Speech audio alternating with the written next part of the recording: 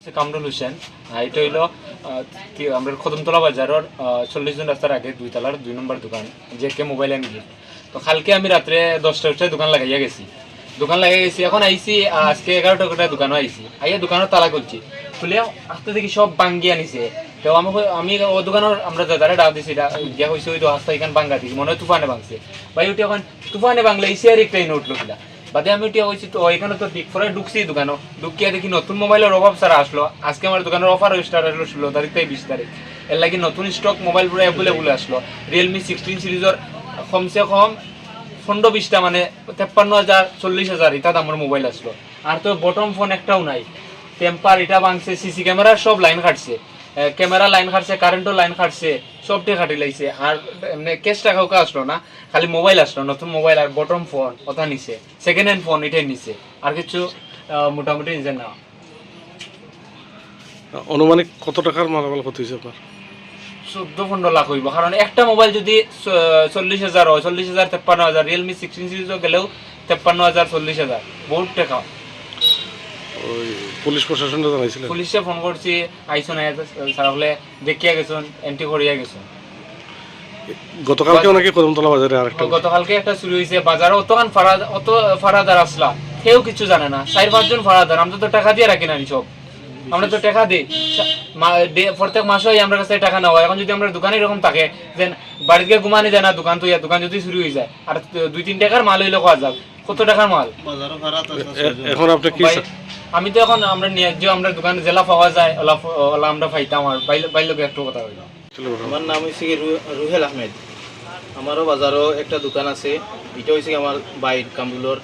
আমার হয়েছে নিচে জুবের ভাইয়ের ফান দোকানের লগে Ruhel mobile store and electronics, আর এটা হয়েছে গিয়া কামরুলর। 10 জনে ওইটা চালাইলাম। তো বিশেষ করে হয়েছে গিয়া আগেও 2-3 বার চুরি হয়েছে টার্গেট করিয়া, বিশেষ করে আমারে।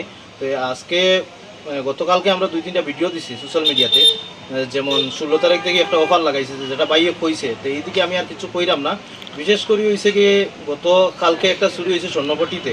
বাজার কমিটি পুলিশ প্রশাসনে গিয়ে একটা আবদার রাখছে।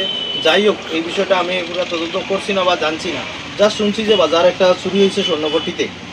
তো গতকালকে যদি বাজার কমিটিতে গিয়ে পুলিশ প্রশাসন একটা আবদার জানানির পরে কালকে যে ডিউটিটা আসিল, কদমতলা পুলিশ প্রশাসন আসিল কালকে ডিউটিতে রাত্রে, পুলিশ প্রশাসন রাত্রে ডিউটির টাকা সত্ত্বেও অথচ বাজার কমিটি 6 জন পার ডে পার রাত্রে 6 জন করিয়া ভাড়াতে থাকে। যেমন আমরাও ভাড়া দেই বা মানুষরা রাখি, যদি আইতে পারি না 300 টাকা করে দিই। আমার ভাই আয় না, ছোটো ভাই, 300 টাকা করে মান্থলি দেওয়া যায়।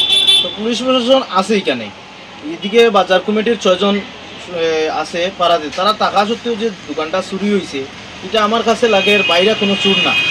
এটা একটা তদন্তটা করার দরকার পুলিশ প্রশাসন থেকে, যে ওই ফাড়ার মধ্যে কেউ আছে না পুলিশ প্রশাসনের মধ্যে কেউ আছে, এটা আমি কইতাম পারি না। কিন্তু আমার কাছে এমন লাগতেছে প্রতি বছরে একবার আমার দোকান চুরি হয়। আর আজকে আমার ছোটো ভাইটা, তো আমি আসলাম কৈলাসরে সকালে, তো ভাইয়ে ফোন করছে, ভাই ওইরকম দোকান ওটা চুরি হয়েছে। আমি কোনটার মধ্যে দোকানে আইসি, আইয়া দেখছি, দেখার পরে দেখছি বাজার কমিটি আইসেন, আইয়া কিছু কথা কইছেন যে একটা আজকে বইটা কইব বাজারও। তো ওইয়া তেমন কিতা করবা বা জানি না আমি যতটুকু। কিন্তু আমার বিশেষ করে হয়েছে প্রতি বছরে যদি এইরকম চুরি হইয়া থাকে তাইলে কোনো ফায়দা নাই বাজারে দোকানদারি ব্যবসা করার। আমরা আর পুলিশ প্রশাসনের কাছে একটাই আবদার থাকবো, যত তাড়াতাড়ি সম্ভব এই কেসটা তদন্ত করিয়া আসামি ধইরা একটা শাস্তির ব্যবস্থা দেওয়ার লাগিয়া। আর যদি না দেয় এইরকম শুরুর সব সময় অভিজ্ঞতা আরও বাড়তে থাকছে। যেমন আজকে ছোটো ভাই রয়েছে, কালকে আবার আমারটা হইতো, পরশুদিন অন্য একজন যে কোনো একজন ব্যবসায়ী হইতে পারে। তো এইটা আমি পুলিশ প্রশাসনের কাছে আবদার রাখছি যে যত তাড়াতাড়ি সম্ভব এটা দেখিয়া দেওয়ার লাগিয়া।